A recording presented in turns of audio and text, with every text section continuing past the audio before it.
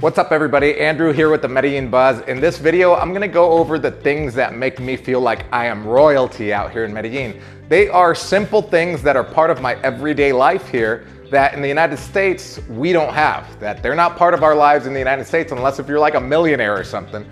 But here, they don't break the bank, they make my life easier, it makes me feel amazing. As for this apartment, I'm gonna go over in detail how much it cost me, not only to purchase it, but also to renovate it completely how it is right now, and how much money it makes me per month.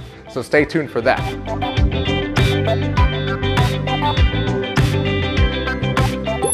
All right, the first thing that makes me feel like royalty here is Uber. As you can see, I'm gonna jump in my Uber right now. I was at the bank. I only use Uber Comfort here. Something that a lot of people don't know about Colombia is that Uber is super cheap here compared to the United States, where an average ride in the United States can cost you anywhere from $40 to $60 in places like Los Angeles, where I used to live. Here in Medellin, an average ride for me costs about $6 to $8. And I only use the Uber Comforts, which are like Uber Blacks, which are bigger. They've got air conditioning.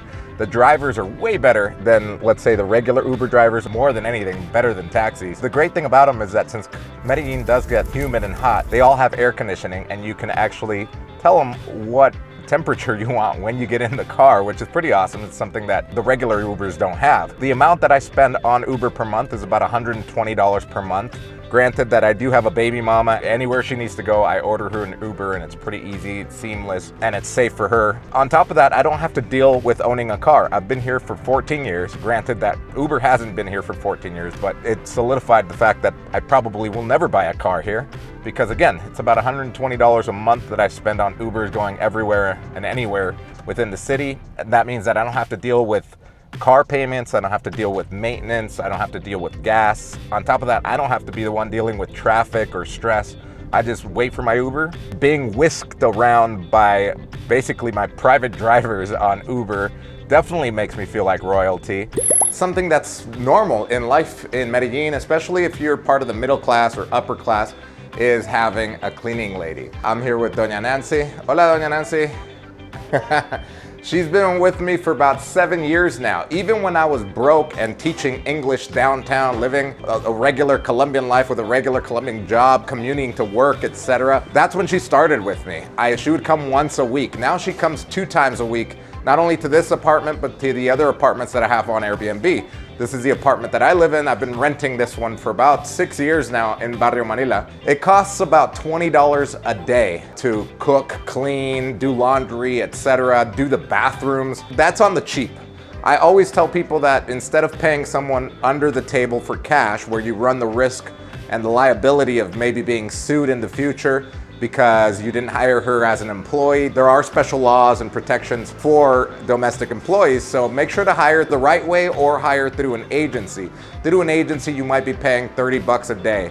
So even if you are paying, let's say $30 a day for 6 to 8 hours of someone coming here, that's about $240 per month if that person is coming twice a week, right? That compared to the United States, I did some research. If you're going through an agency, you're paying $70 per hour. If you are going through an independent contractor, just paying them by themselves, it's about $40 per hour. So that's why you don't have a cleaning lady in the United States, because it's super expensive. While here, it's relatively cheap. Not everybody can afford it, not every Colombian can, but if you are an expat or a Colombian returning to live here, you should be able to afford it.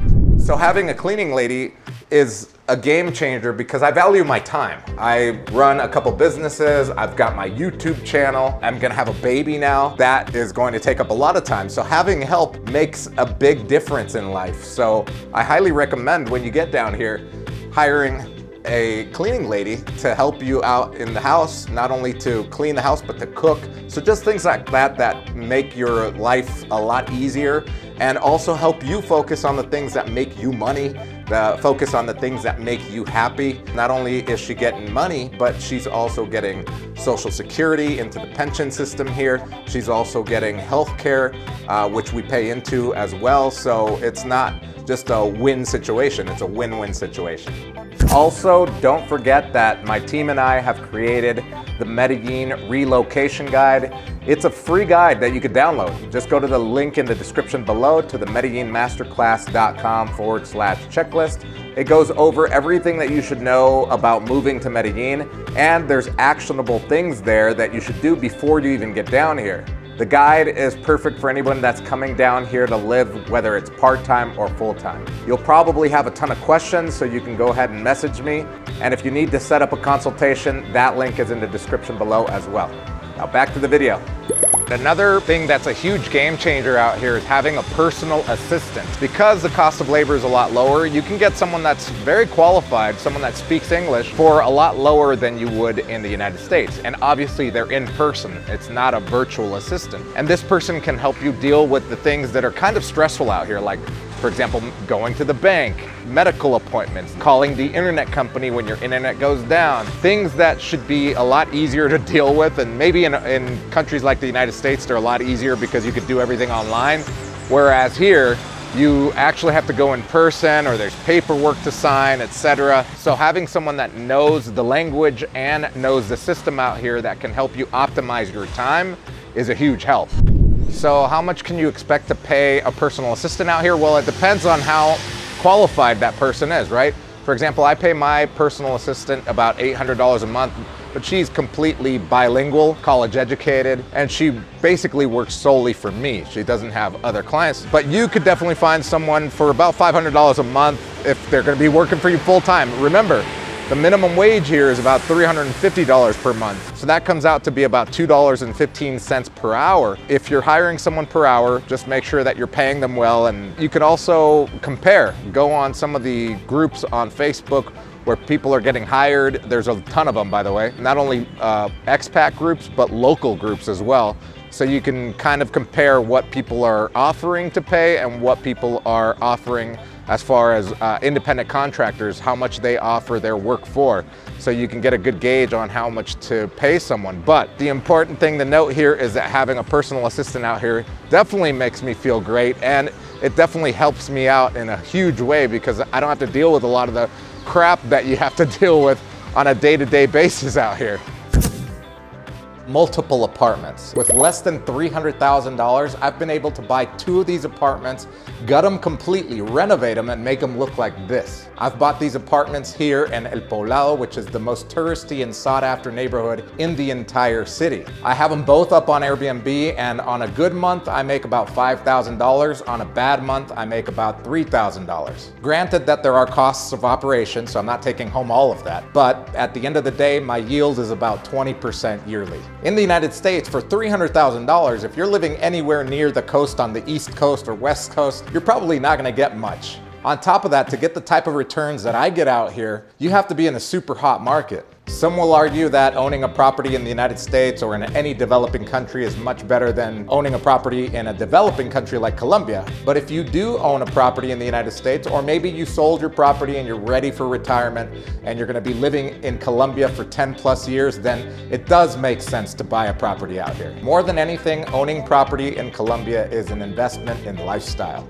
Right here, as you can see, this one doesn't have the high ceilings because it's not the top floor. I bought this one for about 80,000 US dollars a couple of years ago. I put in about 50 into it. Learning from all of the others that we did, this was our 5th or 6th. Yeah, this was our 5th apartment that we did. So everything that we learned from all the previous apartments, this is the culmination of it. So it's got a lot of great details in it. This one also gets about $2,500 per month. This is definitely a place that I would live in. If you've made it this far into the video, make sure to hit that like button. And if you're not subscribed, shame on you. You should be subscribed because I make videos like this all of the time, and I also go live all of the time.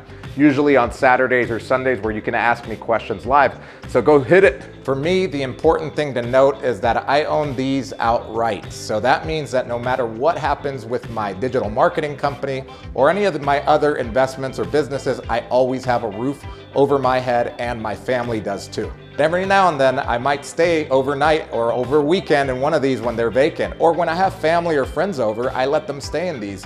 And having that luxury makes me feel like royalty.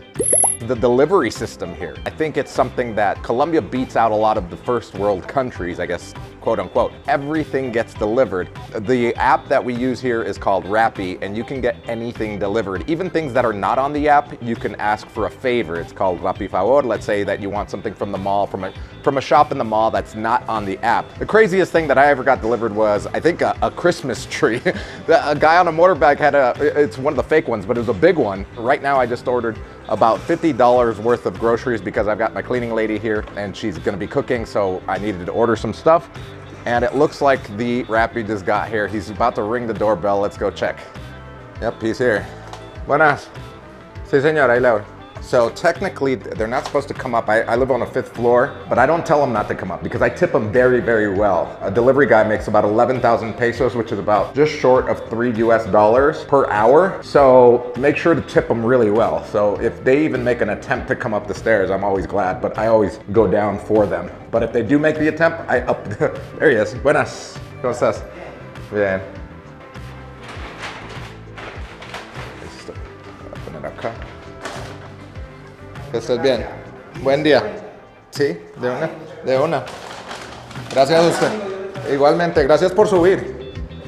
So, obviously that tip was a really good tip for him, 50,000 pesos.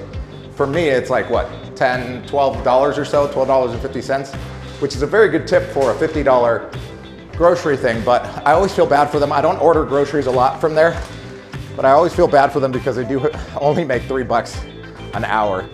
So not only is it just the delivery system that's amazing here, it's just basically cost of labor. Since it's a poor country, cost of labor is very cheap.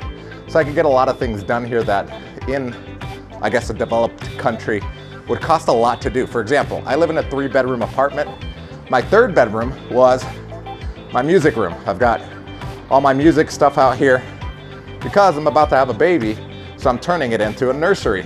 And right now, I have my friend Duvan, who's a contractor, and his employee helping me make this into a nursery. They're putting these directional lights so that I can direct them and bounce them off of the walls so that the light doesn't hit the baby's face. There's my studio right there.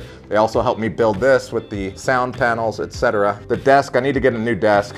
But for example, the rack with an extra computer, I received help. I didn't do it all myself. So those are the things that are considered luxuries in some countries because they would be expensive. But here in Colombia, if you're making any foreign currency that's higher than the Colombian currency, they are just part of your everyday life. But don't get it twisted. Colombia and Medellin are not perfect. We have our problems, but these things make my life a lot easier. Let me know in the comments, what do you think?